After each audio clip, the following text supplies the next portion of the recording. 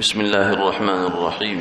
نحمده ونصلي ونسلم على رسوله الكريم أما بعد قال النبي صلى الله عليه وسلم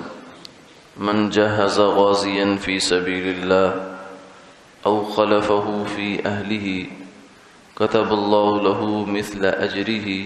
حتى إنه لا ينقص من أجر الغازي شيء أو كما قال عليه الصلاة والسلام۔ حضور نبی کریم صلی اللہ علیہ وسلم نے ارشاد فرمایا کہ جو بندہ راہ خدا میں جہاد کرنے والے کسی آدمی کو تیار کرتا ہے، ساز و سامان مہیا کرتا ہے، یا اس کی عدم موجودگی میں اس کے گھر والوں کی خیر خبر رکھتا ہے، تو اللہ اس کو بھی اسی جیسا اجر اس کے نامہ اعمال میں لکھ دیتے ہیں، اور لیکن اس کے اجر کی وجہ سے اس مجاہد کے اجر میں کچھ بھی کمی نہیں ہوتی۔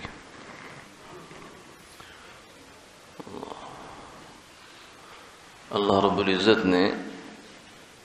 اپنے بندوں کو اپنی رحمت سے نوازنے کے مختلف انداز اور بہانے رکھے ہیں۔ رحمت حق بہانہ بھی جوید، کیونکہ ہر بندہ جو ہے ہر سطح پر کام نہیں کر سکتا، استعدادیں مختلف ہیں، دلچسپیاں مختلف ہیں، صلاحیتیں مختلف ہیں، اور سب لوگ ایک کام میں لگ جائیں تو دنیا کا نظام بھی نہیں چلتا۔ اس لیے اللہ نے یہ راستہ بھی کھول دیا کہ کچھ لوگ جو ہیں وہ تو براہ راست کار خیر میں لگیں گے، لیکن وہ جو باقی لوگ ہیں وہ ان کے معاون بن جائیں، اور اللہ کی جانب سے معاون کے ساتھ بھی وہی معاملہ کیا جائے گا جو اصل کے ساتھ۔ اسی بات کو حدیث مبارکہ میں بیان فرمایا کہ جو بندہ راہ خدا میں جا رہا ہے، جہاد کے لیے نکل رہا ہے، تو اس کے پاس سامان نہیں ہے، گھوڑا نہیں، آلات اس زمانے کے جو تھے یا اس زمانے کے جو ہوتے ہیں، تو دوسرا بندہ خود تو نہیں جاتا، مگر اللہ نے اس کو مال دے رکھا ہے اور اس کے مال کو اپنی راہ میں قبول کر لیا ہے، اور یہ اس کو سہولت پہنچا دیتا ہے، تعاون کر دیتا ہے، اور اس کو کچھ سامان خرید کر دے دیتا ہے، تو اس کو بھی اللہ اسی جیسا اجر عطا فرما دیتے۔ اور یا اگر مال نہیں ہے، کیونکہ ہر بندے کے پاس تو مال نہیں ہے، یا مال موجود ہے مگر خرچ کرنے کی وسعت نہیں ہے، تو دوسری صورت یہ ہے کہ اخلاقی تعاون انسان کر دے، مثلا گھر والوں کی خیر خبر گیری رکھے، ان کی کوئی ضرورت ہے تو اس میں ان کے کام آ جائے، کہیں آنا جانا، انہوں نے کوئی سودا لینا ہے، کوئی بازار جانا ہے، تو اس قسم کے جو خبر گیری ہے اس سے بھی فرمایا کہ وہ بندہ اس کے اجر میں شریک ہو جائے گا۔ لیکن اجر میں شریک ہونے کا مطلب یہ نہیں کہ اس کا اجر کم ہو جائے گا، نہیں، بلکہ فرمایا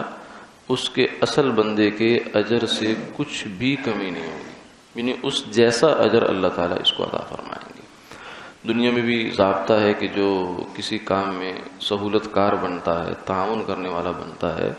تو اس کو بھی اسی کے ساتھ لیا جاتا ہے، چاہے وہ اچھا کام ہو یا برا کام ہو۔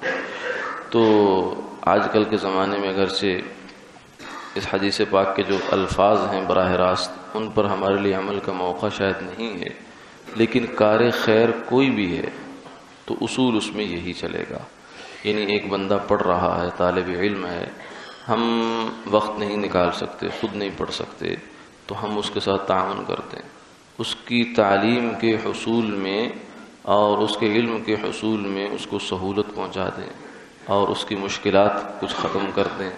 اور اس کے ساتھ کوئی حوصلہ افزائی کا تعاون کرتے ہیں، اور کچھ نہیں ہے آخری درجے میں اس کی طرف محبت کی نگاہ سے دیکھ لیں۔ یعنی کوئی بھی انسان جو کار خیر میں لگا ہوا ہے، دین کی کسی بھی خدمت میں لگا ہوا ہے، کسی بھی شعبے میں لگا ہوا ہے،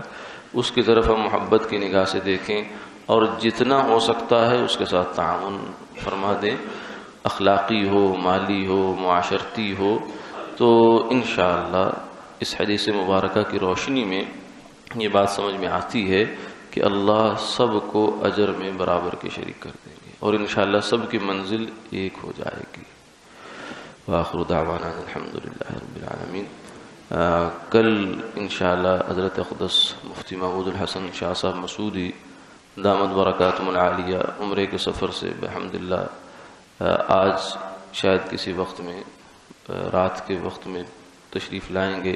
لیکن ہماری ملاقات اور زیارت حضرت کی جو ہے وہ کل فجر کی نماز میں انشاءاللہ ہوگی. تو اپنے دوست احباب کو بھی اور خود بھی جو ہے اہتمام سے شرکت کی کوشش فرمائیں. بظاہر ایک دن ہی ہمارے پاس قیام ہوگا، جمعرات کا دن جو ہے وہ ہمارے پاس ہوگا، تو بس تھوڑے وقت کو زیادہ قیمتی بنانے کی کوشش کی جائے. تو جمعہ حضرت کا گجرات میں ہے، تو اس لیے جمعے کا یہاں بیان نہیں ہوگا، لیکن جمعرات کا دن ہمارے پاس ہے.